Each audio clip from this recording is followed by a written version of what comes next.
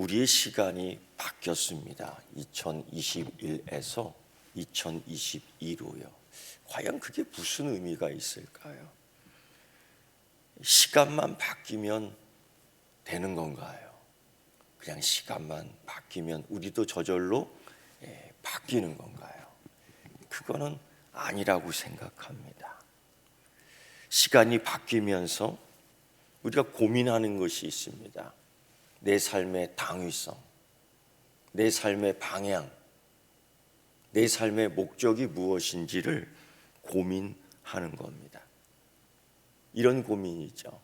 지금 이렇게 살아도 괜찮은 건가?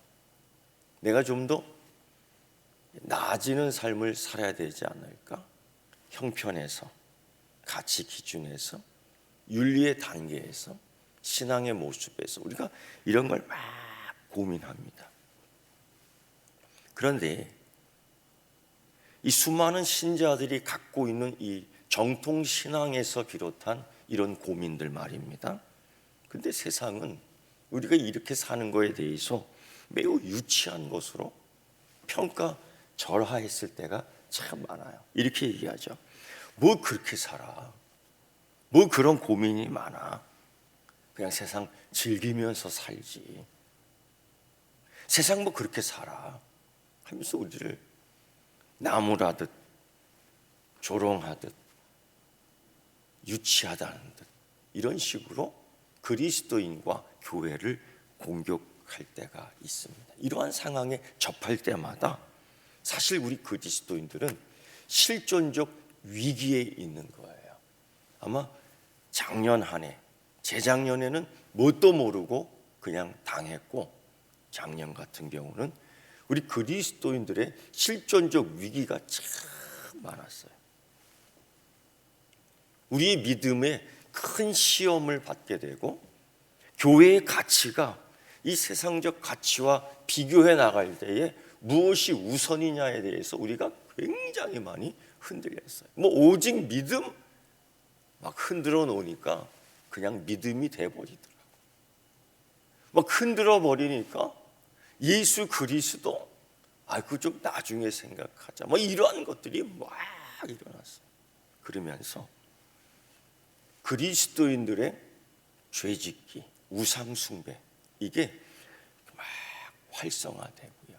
그리고 우리 그리스도인들의 뒤돌아보는 삶이 상당히 두드러지게 보여지기 시작했습니다. 그래서 이런 것들이 우리 그리스도인들의 실존적 위기가 가정의 위기, 또 사회의 위기요, 자기 존재의 위기에서 굉장히 혼란스러웠던 한 해였지요. 근데 여러분, 이러한 것들이 우리에게만 있었던 것이 아니에요. 사도 요한의, 오늘 이 요한 1서를 기록한 사도 요한 또한 이것을 굉장히 심하게 경험합니다. 이미 이 사도 요한의 시대는 예수님께서 부활하시고 승천하신 지 아마 2세대가 지났어요. 60년이 지나버렸습니다. 그러니까 그때에 예수 그리스도의 부활을 목격하고, 예수 그리스도의 승천을 목격하고, 예수 그리스도의 기적을 목격하고, 예수 그리스도의 은혜를 생생하게 체험하고 목격한 자들이 하나둘 사라지면서 그 살아있는 증거와 은혜들을 함께 나눌 수 있는 공간, 사건, 시간, 이게 점점점 사라지기 시작했어요. 그리고 또 하나, 이 세상의 환경이 우리 주님 예수 그리스도를 믿기에 만만치 않은 환경이 되던 거예요. 특히 황제 숭배와 우상 숭배로 인한 세상의 쾌락의 맛과 권력의 맛은 예수 그리스도를 믿음으로 고난을 이긴다, 예수 그리스도를 믿으며 나를 지키고 이 신앙의 삶 가운데 윤리와 도덕, 저들보다 더 좋은 가치, 이웃을 사랑하고 노예를 사랑하고 포로를 귀하게 여기는 그들의 삶은 참 우습게 여김을 받아 마땅한 시대가 된 거죠. 그리스도인들은 왜 그렇게 사느냐, 이거예요. 사실 죄 짓는 것이 아니었고요. 사실 도둑질을 가르치지 않았고요. 사실 가르치를 지지 않았고요. 또 세상에 나가 바깥에 가 엄한 남자 여자를 보며 허튼 짓 하지 않았고요. 가정을 잘 지켰고요.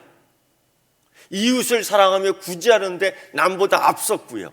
그럼에도 불구하고 상당한 세상으로부터 미움을 받은 것이 사실이었습니다. 그러니까 사람들이 자신감을, 절대적 자신감, 이걸 뭐라고 표현해야 돼요? 믿음이다. 어떤 믿음? 예수 그리스도가 나의 주, 예수 그리스도가 나의 영생을 주셨다라는 이 절대적 자신감을 잃어버리기 시작하고 흔들리기 시작했던 거예요. 이게 여러분 당연한 겁니다. 다 누구에게나 있을 수 있는 일입니다. 이때에 이 사도 요한이 아주 그냥 확실한 말씀을 해주는 겁니다. 오늘 우리가 그걸 들어야 되는 거예요. 뭐냐? 18절 20절 보면 우리가 알고 있다. 이미 우리가 알고 있는 사실, 저들과 다르게, 저들과 차별되게 우리가 알고 있는 사실이 있지 않냐. 이 우리가 안다라는 것은 생생한 체험으로 얻어진 결과입니다. 그리고 이 확신, 우리가 알고 있는 이 믿음에 대하여 따라서 우리가 사는데, 특히 21절, 우리 자녀들이 적극적으로 지켜야 할 것들이 있다. 이걸 격려하는 거죠. 우리가 적극적으로 우리가 삶에 정말 싱싱한 체험을 얻은 이 결과를 따라서 우리가 어떻게 살아야 되느냐, 그걸 확실하게 흔들림 없이 사도 요한이 이야기해 줍니다.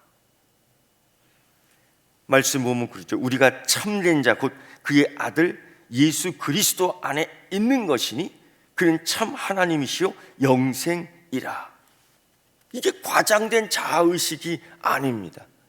우리는 그 아들 예수 그리스도 안에 있다는 거, 밖에 있는 것이 안에 있다. 그는 참 하나님이요 영생이시다.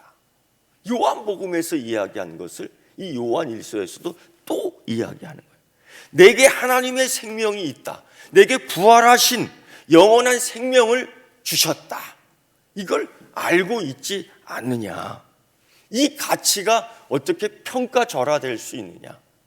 이 믿음의 가치가 어찌 세상 것 때문에 도둑 맞을 수 있느냐. 어떻게 눈 뜨고 도둑 맞을 수 있느냐. 사도 요한이 절대적 가치에 흔들리는 그들에 대해서 이야기하고 있는 겁니다. 중생의 가치, 이 구원의 가치가 세상 것과 바꿀 수 있는 거냐? 여러분, 아무리 못 먹고 못 살아도 이거 바꿀 수 없는 거죠. 죽음의 생명의 유혹과 두려움 속에서도 믿음을 꽉 붙드는 거죠. 보니까요, 그런 경험을 했습니다. 생명의 시간이 다 한 성도가 이제 깜빡깜빡하는데, 그러다가 눈을 또 확 뜨기도 하잖아요. 그때 함께 이야기를 나누는 가운데 그런 얘기 하더라고요. 목사님, 저기서 하얀 옷을 입은 자와 두꺼운 까만 옷을 입은 자가 같이 오고 있어요. 근데 그 마지막 적극적인 표현을 하더라고요. 그래? 예수님 부르세요. 그때마다 예수님 부르세요. 결국 마지막 그 시간에 그 사람이 예수님 하고 부르고 하늘나라로 가시더라고요. 마지막 순간까지도 이 믿음에 대한 가치가 굉장히 중요하죠. 그런데 사단은요, 항상 의심을 우리에게 줍니다. 이 중생의 가치, 이 믿음의 가치, 이 영생의 가치, 이 구원의 가치가 그 어느 것과 바꿀 수 없다라는 확신이 있기를 축원합니다. 두 번째, 사도 요한이 또 뭐라고 얘기하냐면요, 하나님께로부터 난 자는 다 범죄하지 아니한 줄 안다. 여러분, 우리의 존재, 나의 존재 가치는 뭐냐? 예수 그리스도 안에 있다라는 겁니다. 내가 하나님께로부터 난 자라는 겁니다. 요한복음에서 예수님은 포도나무의 비유를 통해서 이야기한 거죠. 포도나무의 가지가 이 나무에 붙어 있으면서 열매를 맺는 거예요. 우리의 가치는 열매 맺는 게 아니에요. 우리의 가치는 이 포도나무에 붙어 있는 겁니다. 붙어 있는 거예요. 그래야지 열매를 자연스럽게 맺는 거죠. 이건 자연스러운 결과예요. 여러분, 내가 예수 그리스도 안에 있다. 그래서 뭐예요? 사도 요한은 너의 소속을 분명히 하라. 네가 하나님께로부터 난 자인가 분명히 하라는 거예요. 하나님께 속하고, 우리는 하나님께 속하고 이 세상은 악한 자에 처했다. 완전히 다르다는 것을 이야기하고, 비슷한 존재가 아닙니다. 우리는 세상 사람들과 비슷한 존재, 같은 존재. 찔르면 피 나오고요, 굶으면 배고프고요. 물론 그럴 수 있지만 존재의 가치가 달라요. 다른 겁니다. 틀린 겁니다. 우리는 빛 가운데 속해 있습니다. 여러분, 우리 군대 저도 군대를 갔다 왔지만요, 군대 가면요, 이 목걸이를 해줍니다. 녹슬약, 몸에 있는 이상 녹슬지 않아요. 이걸 뭐 개목걸이라고 그러는데 그렇지 않고요, 여기에 자기 소속이 딱 있어요. 그래서 그걸 보면은요, 내가 누구인지를 정확하게 알 수 있어요. 그래서 내가 혹 전장 중에 죽어 시신을 못 찾더라도 나중에, 지금 우리가 대한민국 정부가 그런 일을 하고 있잖아요. 이미 6.25 전쟁이 발발한 지 얼마나 더 지났어요. 우리 전사한 군인들 못 찾잖아요. 그런데 그거 갖고 찾아요. 그거 갖고 찾아요. 우리가 생명줄이 다 있는 거예요. 사도 바울은 그래서 하나님과 나와 연결된 이 생명줄을 누구도 끊을 수 없다. 없다. 하나님께로서 나신 자가 저를 지키심에 악한 자가 저를 만지지도 못한다. 이게 알고 보면 똑같은 이야기예요. 불신 앞에 두려워하고요, 물론 그럴 수 있어요. 그러나 우리가 알고 있어야 되는 것은 내가 어디에 속해 있느냐? 하나님께 속해 있기 때문에 하나님이 나를 지키시고 인도하신다는 분명한 신뢰, 믿음이 있어야 될 줄 믿습니다. 사도 요한이 이 얘기를 해요. 여러분, 우리 믿음이 흔들리죠. 기도해서 뭐해?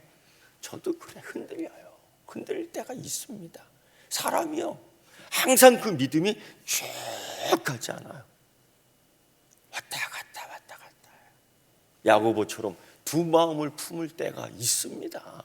그러나 또 돌아와야지. 사업이 잘 안 될 때가 있습니다. 기다림에 지칠 때가 있습니다. 과거의 쾌락이 자꾸 생각이 납니다. 그래서 다시 죄짓기가 시작되는 거예요. 이스라엘 백성들을 보세요. 광야에서 하나님의 은혜를 정말 100% 체험하고 난 뒤에 한 짓이 뭐냐? 금송아지 만드는 거였어요. 하나님의 은혜, 절대적인 은혜를 100% 경험하고 나서 툭 만들어낸 게 금송아지 우상숭배였다. 왜? 첫째는 기다림이 없는, 확신이 없는. 두 번째는 뭐냐요? 또다시 죄짓기. 그게 구체적으로 어떻게 표현하냐? 그때 과거의 우상숭배, 그게 뭐야? 쾌락이에요. 내게 주신 영생의 가치와 그 쾌락을 바꿀 수 있느냐? 여러분 따라하세요. 바꿀 수 없다. 바꿀 수 없어요. 안 바꾸는 거예요. 근데 이거를 바꾸잖아요. 우리 그리스도인들, 이제 우리 신앙의 실제적인 믿음의 표현, 이걸 어떻게 우리 살아가는 하나의 어떻게 살아가야 되는 거예요. 이 믿음의 표현이에요. 금송아지를 만들 것인가, 쾌락으로 다시 돌아갈 것인가, 죄짓기를 다시 할 것인가, 이전에 행했던 것. 여러분, 우리가 그리스도인임을 믿습니까? 예. 그런데 우리는 아직 완전한 존재는 아니에요. 그 인정합니다. 그런데 그리스도에게로 돌아오기 이전에 이전 행위들, 죄짓기를 반복해서는 안 된다. 그래서 이 요한은 21절에 그것에 대해서 자신을 지켜라. 여러분,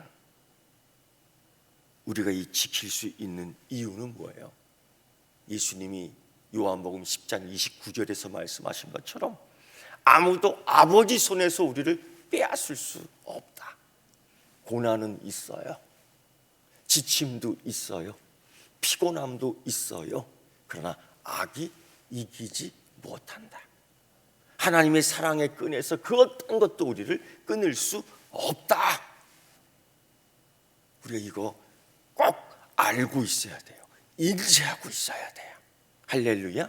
우리 사도 요한이 그걸 이야기하고 있죠. 우리 보호자는 사탄보다 1000배, 2000배 강하다. 주께서 말씀하시면 땅이 진동한다. 오늘 우리가 부른 찬양곡이 바로 그런 겁니다. 믿는 사람들은 바로 그거예요. 세 번째요, 사도 요한은 우리들에게 그렇게 해요. 너희 자신을 지켜야 된다. 너희 자신에 대해서 강해져야 된다. 그리고 우상을 멀리 해야 된다. 이렇게 얘기하고 있어요.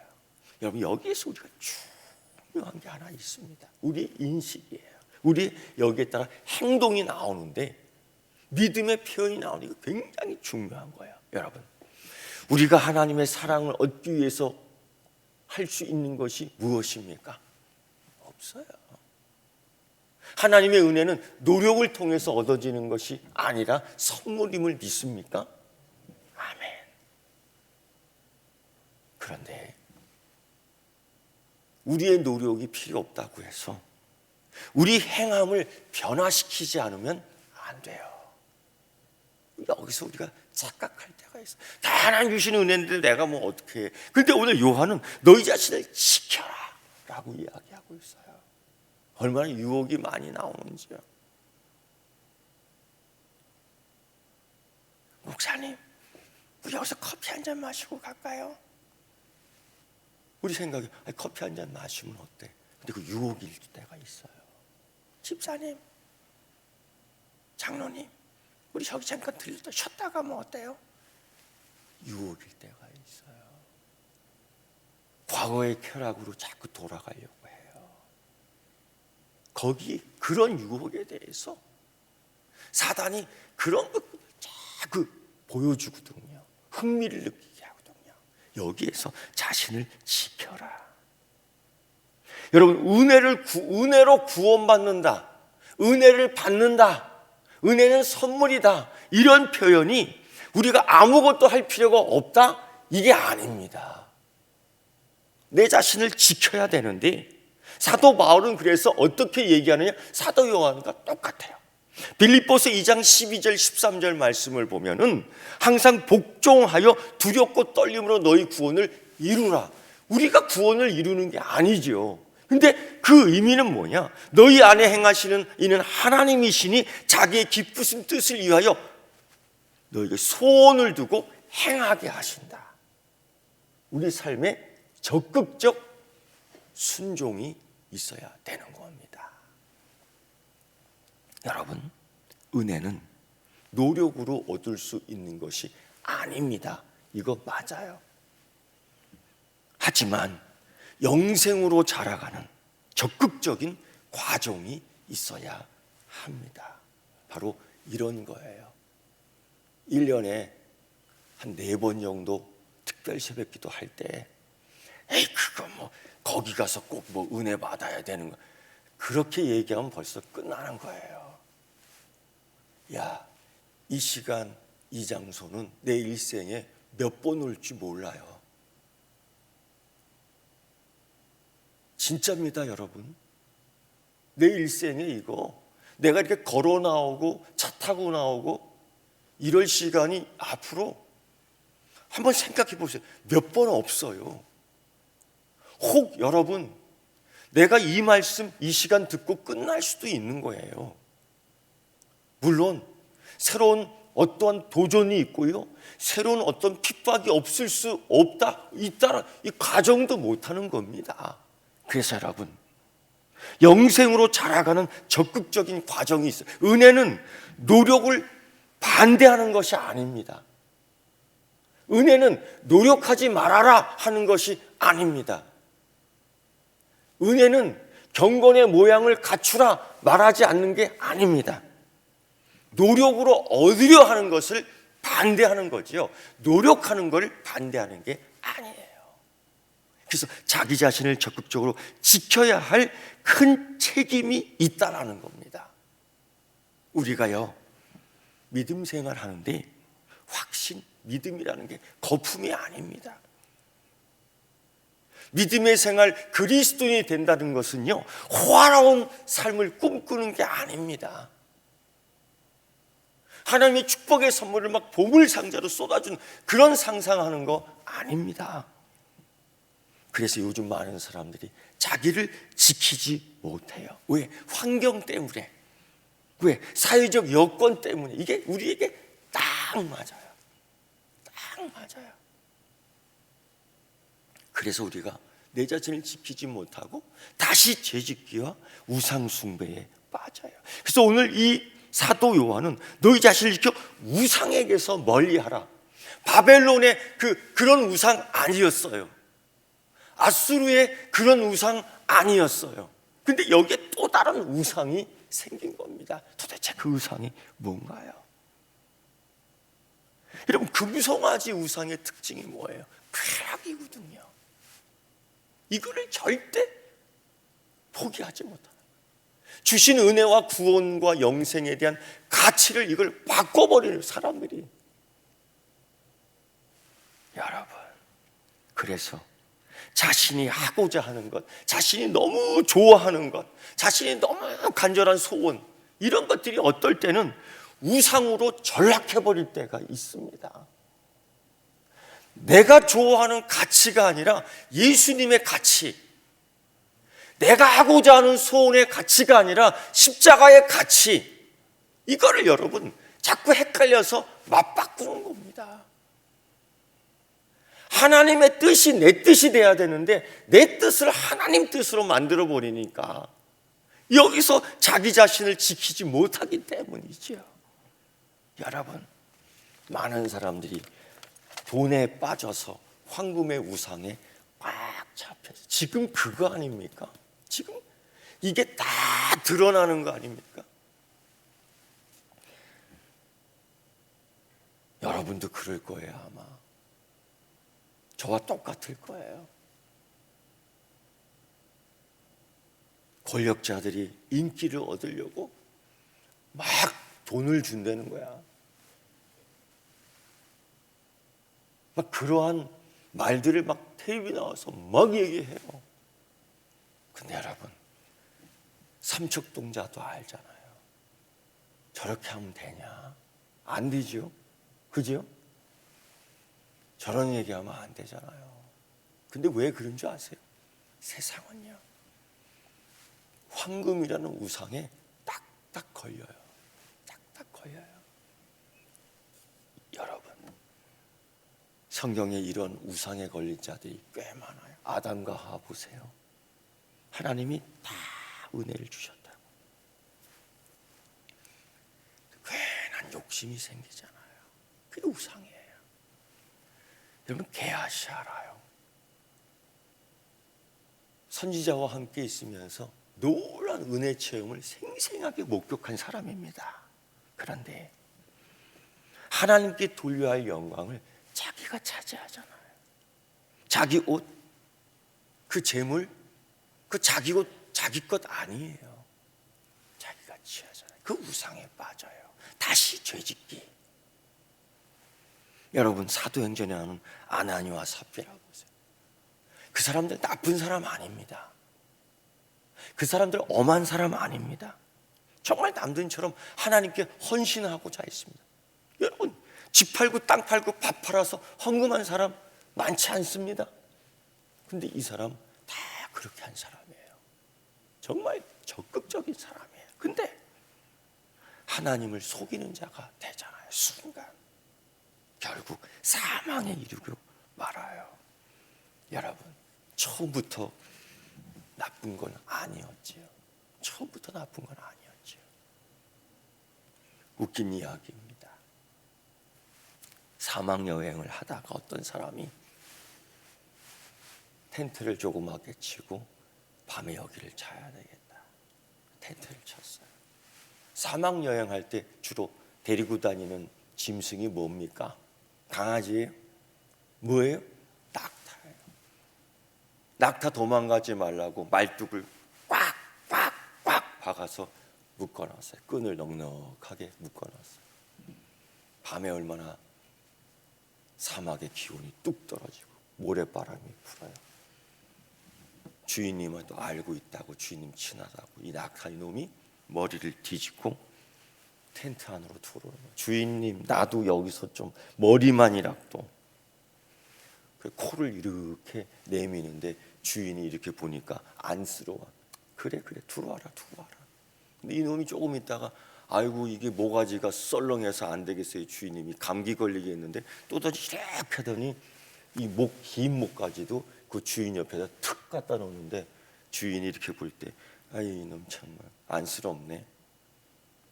조금 있다가 이 낙타가 그래요. 아이 몸뚱아리가 썰렁썰렁해지는데 안 되겠어요. 주인님 저쪽으로 좀 비켜주시고요. 내가 이 자리 들어와야 되겠어요. 무슨 우화 이야기지만은 어느덧 낙타의 다리가 그 주인의 목에 탁 걸쳐 있는 거예요. 야 이놈아 나가. 아이고 이제는 안 되겠어요. 주인님 죽든 살든 여기 있어야 되겠어요. 영 불편하면 주인님이 나가 계시지요. 주객이 전도되는 거예요. 자기 자신을 지키지 않으면 죄가 우리 머리 꼭대기에서 주인 행세합니다.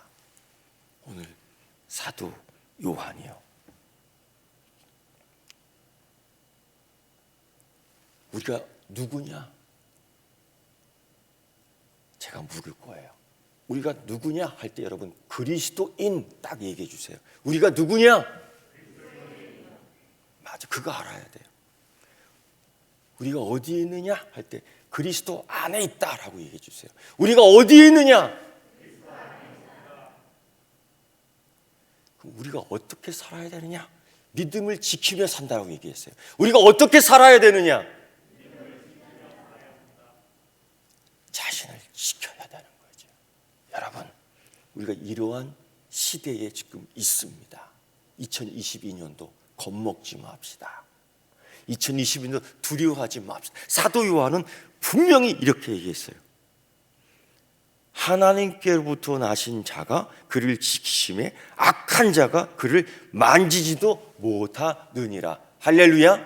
이 말씀 꼭 오래 암기. 이 5장 18절.